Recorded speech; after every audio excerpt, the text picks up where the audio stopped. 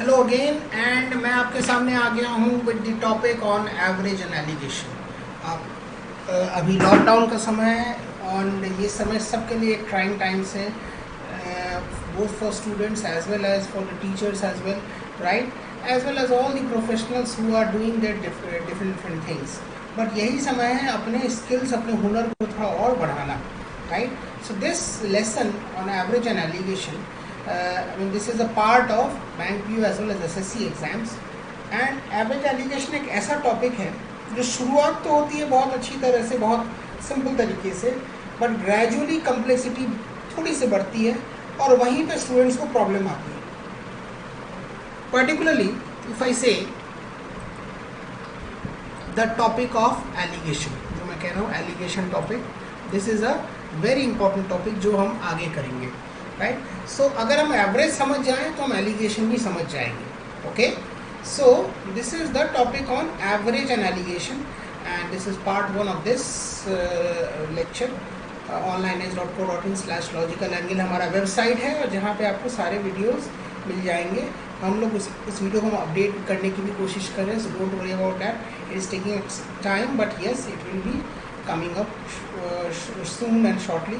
I hope आप हमारे question day series भी देख रहे हैं जहाँ पे मैं कुछ क्वेश्चंस डाल रहा हूँ। एंड मैंने ये भी कहा है कि कुछ टॉपिक वाइज अगर आपको पढ़ना है तो आप वहाँ से पढ़ सकते हैं जहाँ पर कॉम्प्रिहेंसिव कोर्सेज हैं, right? So some of these courses, some of these topics I will putting up as a whole on this channel as well, जहाँ पर एक फेयर आइडिया आपको मिल जाएगा कि हम लोग पढ़ाते किस तरह से। ओके, सो जब हम लोग शुरुआत करते हैं एवरेज एंड एलिगेशन की, खासकर टॉपिक्स की, तो 3 एरियाज जो मैं पकड़ूंगा। कंसेप्ट ऑफ एवरेज की what do you mean by average, concept of weighted average and concept of alligation. Okay, तो कंसेप्ट ऑफ एवरेज, एवरेज का मतलब क्या होता है, राइट? अगर हम मतलब समझ जाएं तो हम बहुत दूर तक हम टॉपिक को कवर कर जाएंगे। उसके बाद तो क्वेश्चन डिपेंडेंट हो जाती है और नंबर्स डिपेंडेंट हो जाते हैं और ऑप्शन डिपेंडेंट हो जाती है, ये तीनों चीज़ों पर डिपेंडेंट हो जाती है। So these are the 3 things जो हम लोग कवर करेंगे। सबसे पहले हम डेफिनेशन पे चलते हैं। What do we mean by average, what exactly is average? So if I say what do mean by average, जैसे कि यहाँ पर किताबी डेफिनेशन दिया हुआ है, average can be defined as the central value in a set of data. It can be calculated simply by dividing the sum of all values in a set by the total number of values. Which means average का मतलब है कि कोई एक ऐसी value जो सारे values को एक रिप्रेजेंट करती है, that is what is mean by central value in a set of data. Okay, and it can be calculated simply by dividing the sum of all values in a set by the total number of values. Okay, इसको मैं एक example से समझाऊँ तो मैं कैसे समझाऊँगा? Let me take an example and then it will be easy for you to understand. Suppose कीजिए I have got say 8 students in a class, right? And 8 students ने एक टेस्ट दिया है और वो टेस्ट है out of 20 marks, right? And बच्चों को जो मार्क्स मिली है वो in ascending order something like this 12, 12.5, 13, 13.25, right? 14.5, 12.25, 15.75 and से 18। ये 8 स्कोर्स हैं। अब सपोज करो उस स्कूल का जिस क्लास में टेस्ट हो रही है उस क्लास को इवैल्यूएट करनी है, उस क्लास की उस टेस्ट में मुझे एक क्यूमुलेटिव एक ग्रेड देनी है बच्चों को, राइट? और वो ग्रेड होगी depending on what scores the class gets, ठीक है? तो अगर मान लो अगर क्लास की ओवरऑल स्कोर जो है वो 0 से लेके से 5 आती है, देन हम कह सकते हैं कि this is an average class. 6 से मतलब उसकी क्लास की ग्रेड है डी ग्रेड। 6 से लेके 10 आती है तो इट इज़ सी ग्रेड। 11 से लेके 15 आती है तो it is B grade. And 16 से लेके फुल मार्क्स अगर आती है तो it is A grade. Clear? Overall score class में। अब ओवरऑल स्कोर अगर मैं देखूं तो मैं ओवरऑल स्कोर का मतलब ये नहीं है कि सिर्फ एक बच्चा, देखो यहाँ पे एक ही बच्चा 18 का है तो उसको हम उस क्लास को एक ग्रेड दे देंगे, that is not the way. Overall score मतलब एक ऐसी वैल्यू जो सारी वैल्यूज़ को रिप्रेजेंट करती है। तो कैसे निकालेंगे हम क्लास की परफॉर्मेंस, कैसे जाए क्लास को ग्रेडेशन कैसे करेंगे? क्लास को ग्रेडेशन करेंगे उस वैल्यू से जिस वैल्यू को हम कहते हैं एवरेज, यानी कि इन सब को मैं ऐड कर दूंगा और उसको नंबर ऑफ ऑब्जर्वेशन यानी कि नंबर ऑफ स्टूडेंट्स अगर मैं डिवाइड कर दूं तो जो वैल्यू आएगी वो क्लास की के ग्रेड को सिग्निफाई करेगी। क्लियर? ओके। तो अगर मैं एवरेज, विच मीन्स एवरेज, इसीलिए मैंने लिखा है यहाँ पे average can be defined as the central value in a set of data. Okay. तो हम एवरेज इसी को एवरेज क्यों कहते हैं? अगर मान लो इस क्लास में सारे बच्चे अगर 18 मार्क्स के ही होते तब तो कोई प्रॉब्लम नहीं थी, क्लास की ग्रेड भी 18 ही होती और क्लास ए ग्रेड का होता। इट्स जस्ट कि कुछ बच्चे जो हैं वो 12 के हैं, कुछ बच्चे 18 के हैं, कुछ बच्चे 12.25 के हैं, राइट? और उस कारण से वैल्यूज डिफरेंट हो रही है, इसीलिए dividing the sum of the all values in a set by the total number of values. तो इस टोटल का इसीलिए महत्व है। अगर यहाँ पे सारे बच्चों की स्कोर 18 ही होती तो टोटल का कोई मतलब नहीं है, टोटल नंबर वैल्यूज का कोई मतलब नहीं होती। क्लियर और नॉट? तो this is what is the concept of average is all about. Okay.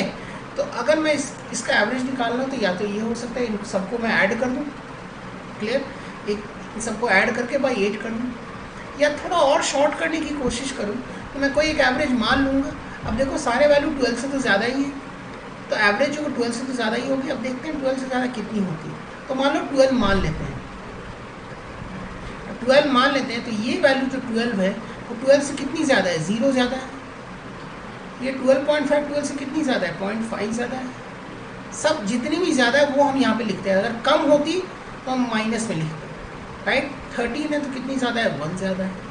13.25 है तो कितनी ज़्यादा है? 1.25 ज़्यादा है। 14.5 कितनी ज़्यादा है? 2.5 ज़्यादा है। 12.25 इज 0.25 ज़्यादा है। 15.75 इज 3.75 ज़्यादा है। एंड 18 माइनस 12 इज 6 ज़्यादा है। अब इन सब जितने भी वैल्यूज़ हैं इनको अगर मैं ऐड करूँ तो कितना होता है? 2.5, ये 1.25, 3.75 होता है 5, right? 0.5 plus 1 is 1.5, right? And 2.75 and plus 6। इन सब को मैं 8 से अगर डिवाइड दे दूंगा तो कितनी होती है? 6.5, 8.75, 6.5 and 2 is 9.25, 15.25, 15.25 by 8, यानी कि लगभग के लगभग 2 के बराबर होती है, लगभग के लगभग 2 के बराबर होगी। तो 2 ज़्यादा है एवरेज से, यानी कि 14 है। तो 14 है यानी कि 11 और 15 के बीच में, तो क्लास की ग्रेड जो है वो बी है। एक हमने जजमेंटल कॉल ले लिया जब हमने ये एवरेज निकाल लिया। And that is the precise concept of average, कि वो वैल्यू जो पूरे चीज़ को सिग्निफाई करता है, that is what is meant by average. अब एवरेज के जो है वो 3 चीज़ें हैं, right? If you say average has 3 parts, 3 kinds of average are there. जो एवरेज मैंने अभी आपको बताया, जो फॉर्मूला आपको यहाँ पे दिखाई दे रहा है, that is also known as arithmetic mean or AM। AM का मतलब क्या हो गया? Sum of observations upon number of observations, clear? Upon number of observations. जहाँ पे AM है वहाँ पे 2 और एवरेज को हम कहते हैं GM एंड HM। ये अभी फिलहाल हम डिस्कस नहीं करेंगे, हम डिस्कस करेंगे जब हम कुछ और टॉपिक्स करेंगे। अभी हम पहले बेसिक्स से चलते हैं, बिकॉज हमें एलिगेशन अच्छी तरह से समझना है, वेटेड एवरेज समझना है। तो अभी हम अपने आप को रिस्ट्रिक्टेड रखेंगे AM में। GM और HM हम कालांतर में आगे करेंगे जब हम अलजेब्रा वाला टॉपिक लेंगे, या जब हम टाइम, स्पीड एंड डिस्टेंस लेंगे, या टाइम एंड वर्क लेंगे। ये सब चीज़ों पे हमें GM की ज़रूरत होती है, right? So that you will come to know और कम टू अंडरस्टैंड जब हम लोग वो टॉपिक लेंगे। फिलहाल हम लोग AM करते हैं। AM means sum of observations by number of observations. That is what is meant by average और AM. Okay. अब यहाँ पे कुछ और बातें भी अगर आती हैं, अगर मान लो क्लास की एवरेज है कितनी? क्लास की एवरेज मैंने पिछले सवाल में निकाला था, कितना है? 14 है एवरेज। ओके, तो इसका मतलब ये हो गया कि सपोज करो बाई मिस्टेक एक लड़का ओमिट हो गया, एक लड़का को मैंने काउंट नहीं किया। ओके, अगर उसका स्कोर 14 से ज़्यादा है, अगर उसका स्कोर 14 से ज़्यादा है तो नेट एवरेज भी 14 से ज़्यादा ही होगी। फर्ज करो और क्लास की एवरेज है 14 जो मैंने कैलकुलेट करके निकाला, और मान लो एक और बच्चा जिसको मैंने कैलकुलेशन लिया ना, मैं भूल गया, वो लड़का भी अगर उस ग्रुप में आ जाता है और उसकी स्कोर 14 से ज़्यादा है, तो मैं कह सकता हूँ कि एवरेज नेट एवरेज 14 से ज़्यादा ही होगी। That is what is the significance of average. अगर मान लो एक बच्चा 14 से कम है तो क्लास की एवरेज भी 14 से कम हो जाएगी, right? That is what is mean by average. अब मान लो एक और बात है, क्लास की एवरेज है 14, राइट? अगर क्लास की एवरेज है 14 तो विच मीन्स अगर कोई बच्चा 8 बच्चों की क्लास की एवरेज है 14, अगर उस 8 बच्चों में से कोई भी एक बच्चा अगर निकल जाता है जिसकी स्कोर 14 से ज़्यादा है, से 17 है, तो श्योरली वो इम्पैक्ट करेगा, और इम्पैक्ट कैसे करेगा? निगेटिवली इम्पैक्ट करेगा, यानी कि एवरेज देन विल डिक्रीज। ये है जजमेंटल इन्फरेंशियल कॉल। ओके, और अगर मान लो 14 क्लास की एवरेज है लेकिन एक बच्चा जो 12 मार्क्स आए वो और क्लास से निकल जाता है, तो श्योरली क्लास की एवरेज बढ़ जाएगी। क्लियर? इस चीज़ को मैं एग्जाम्पलीफाई भी कर सकता हूँ। आप सपोज करो 1 2 3 4 5 और से 6 7। ओके, इसका अगर मैं एवरेज निकालूं तो कितना होता है एवरेज? इसका एवरेज होता है 1 + 2 + 3 + 4 + 5 + 6 + 7। इसको मैं ऐड करूँ कितना होता है? इट इज़ 28 एवरेज होता है, 28 सम होता है। इसको 7 से डिवाइड करो, एवरेज कितना होगा? 4 होगा। अगले स्लाइड में मैं आपको बताता हूँ 4 होगा। अब फर्ज करो अगर यहाँ से 5 निकल जाता है तो कितने ऑब्जर्वेशन हो जाएगी? 28 में से 5 गया, कितना हो गया? 23, राइट? और ऑब्जर्वेशंस कितने हो गए? 6। तो अगर ये 24 होता है तो 4 होता है, लेकिन 23 है, तो श्योरली अब एवरेज होगी 4 से कम हो जाएगी। जो एवरेज पहले 4 थी अब श्योरली वो 4 से कम हो जाएगी। अब श्योरली अगर मैं एक और अगर एग्जाम्पल लूँ, और अगर इसी सवाल में, इसी एग्जाम्पल में अगर मैं यहाँ से 3 निकाल देता हूँ तो सम कितना रह जाता है? 25, राइट? और ऑब्जर्वेशन कितने हो जाएंगे? 6। तो एवरेज श्योरली 4 से ज़्यादा हो जाएगी। जो बात मैंने आपको अभी कही, एवरेज से ज़्यादा को अगर ग्रुप से निकालते हैं तो एवरेज कम हो जाती है, और एवरेज से कम को निकालते हैं तो एवरेज बढ़ जाती है। सिमिलरली एवरेज जो भी है उससे ज़्यादा के अगर ज़्यादा वाला अगर ग्रुप में आता है तो एवरेज बढ़ जाती है, और अगर कम वाला होता है तो एवरेज कम जाती है। That is what is meant by average, that is what is the concept of average is all about. इस चीज़ को, इस धागे को हम आगे भी पकड़ के रखेंगे जब हम एवरेज के बाकी सवाल करेंगे। ओके, अभी हम लोग सिर्फ और सिर्फ बेसिक्स कर रहे हैं, लेकिन हम आगे बढ़ेंगे और तब हम इस चीज़ को काम में लाएंगे। Okay, now for the timing हम ये एक सवाल करते हैं, find the average of all natural numbers from 1 to 49। तो कैसे करें हम? अब देखो यहाँ से कई सारी बातें निकल के आती हैं। आपको पता है sum of what is the sum of n natural numbers starting from 1? What is the sum of n natural numbers? n natural numbers क्या होता है? It is n × n + 1/2।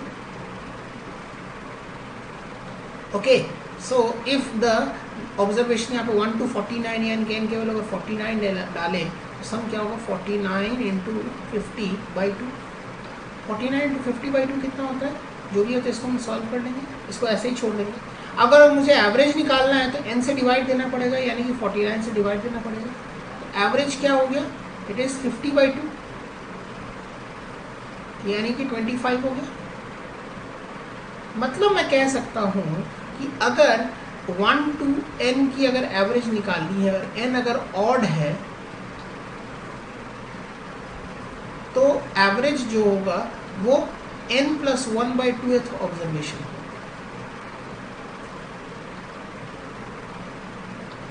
आप यहाँ पे चेक कर लो, 49 ऑब्जर्वेशन है, तो एवरेज कितना 50/2 यानी कि 49 + 1/2। देखो आप इसको अगर n से डिवाइड देते हो तो ये तो कट जाता है, n + 1/2 ही एवरेज निकलता है, यानी कि वही है बात। ओके, सो 25 है। अब फर्स्ट करो यहाँ पे अगर 1 से लेके 50 तक का सम होता और वो निकालना होता, ओके, अगर वो निकालना होता तो what would have been the average? What would have been the average then? हम कहेंगे तब उसका सम क्या होगा, 50 × 51/2 सम होगा, और उसको अगर मैं 50 से डिवाइड दूँ तो कितना होता है, it is 51/2 which is 25.5।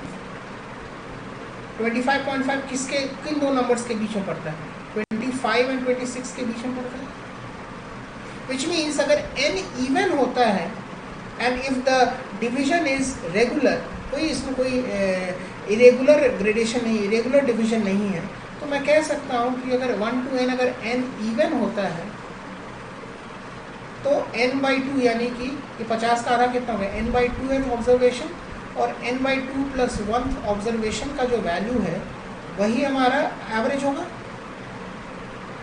Clear amount, वही हमारा एवरेज होगा। सो n/2 और n/2 + 1 ऑब्जर्वेशन, इन दोनों का जो बीच का वैल्यू होगा वही हमारा एवरेज होगा। Clear amount, right. So this is sum of the observations.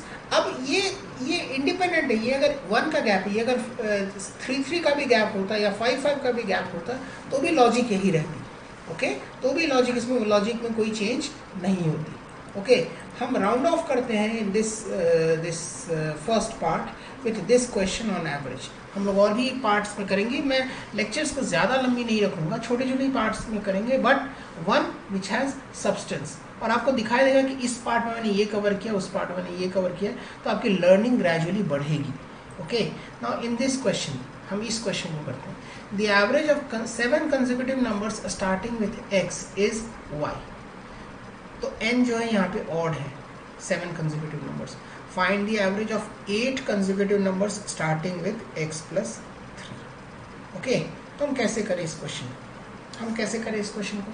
7 consecutive numbers अगर है, 7 कंसेक्यूटिव नंबर्स क्या होगा, अगर स्टार्टिंग विथ x है तो हम कैसे करेंगे, हम लिख लेते हैं 7 का x, x + 1, x + 2, x + 3, x + 4, x + 5 and x + 6।